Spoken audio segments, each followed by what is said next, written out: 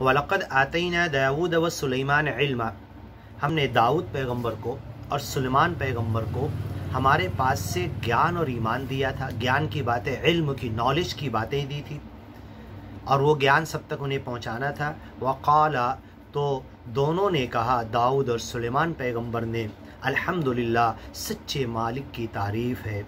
الذی فضلنا علی کثیر من عبادہ المؤمنین، جس سچے مالک نے ہمیں فضیلت دی، بڑا بنایا، فوقیت دی بہت سارے اپنے گیانی بندوں کے اندر، ایمان والے بندوں کے اندر ہمیں اونچا اٹھایا۔ وَوَرِثَ سُلَيْمَانُ دَاوُود، سلیمان پیغمبر کی اولاد ہم نے داؤد ان کو عطا کی۔ وقال یا ایھا الناس، انہوں نے کہا، اے لوگو، علمنا منطق الطیر، ہمیں تو جانوروں کی، پرندوں کی بولی تک سکھائی گئی ہے، وَأُوتِینَا مِن كُلِّ شَیْءٍ، ہمیں مالک کی طرف سے ہر چیز دی گئی ہے، مالک نے ہمیں سب کچھ دیا ہے، کل شیء۔ ان ھذا لہو الفضل المبین، یہ سچے مالک کا کھلا ہوا فضل ہے۔ وحشر لسلیمان جنودہ من الجن،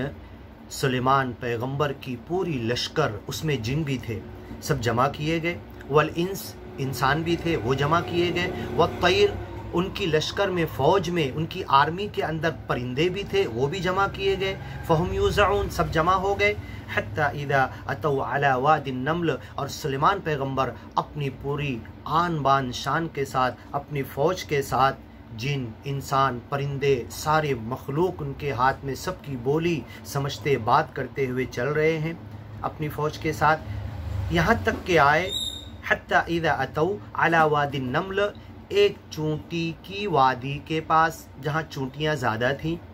قالت نملۃ، تو دور سے ایک چونٹی نے دیکھ لیا کہ سلیمان پیغمبر اپنا پورا بھاری بھرکم بڑا لشکر لے کر آ رہے ہیں۔ یا ایھا النمل، اس چونٹی نے چلا کر کہا، اے چونٹیوں، ادخلوا مساکنکم، اپنی بلوں میں گھس جاؤ، لا یحطمنکم، سلیمان پیغمبر آ رہے ہیں، بہت ممکن ہے کہ تمہیں کچل نہ دے، تمہیں رون نہ دے، تم سب کے سب مر جاؤ، بہت بڑا لشکر، ایک دو آدمی نہیں آ رہے۔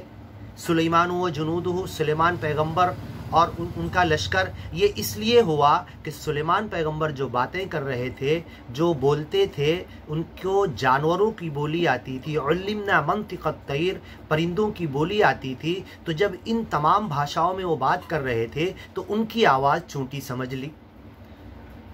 فتبسم ضاحکا، یہ آواز چونٹی کہاں پر، کتنی دوری پر بول رہی، اور ادھر سلیمان علیہ السلام اتنی دوری پر چونٹی کی آواز سن لیے۔ اللہ کتنا طاقتور ہے، اپنے مخلوق کی آواز، دل کا حال، دل کا بھید، اپنے ان کی نیت، ان کا ارادہ، ان کی بولی، ان کی بھاشا، ان کی آواز، رات کے تنہائی میں، دن کے اجالے میں، تیز اور دھیمی آواز ہمارا سچا مالک کتنا سن سکتا ہے، جب اتنی دور سے چونٹی کی آواز اس نبی اور پیغمبر نے سن لیا، جن کو سننے کی طاقت ہمارے سچے مالک اللہ نے دی تھی۔ تو یہ چونٹی کی بات سن کر سلیمان پیغمبر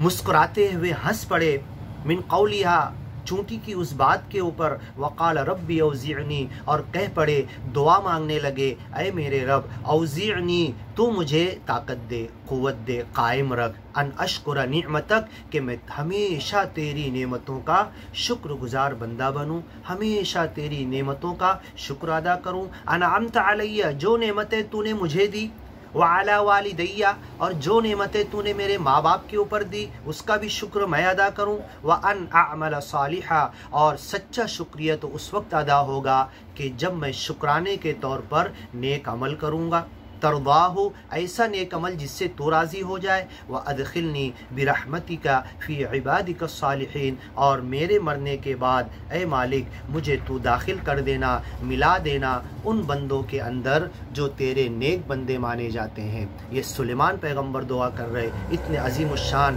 نبی پیغمبر ہوتے ہوئے دنیا میں نعمتیں، ایسی حکومت دی گئی جو لا ينبغی لأحد، کسی کو اب ایسی حکومت نہیں ملنے والی،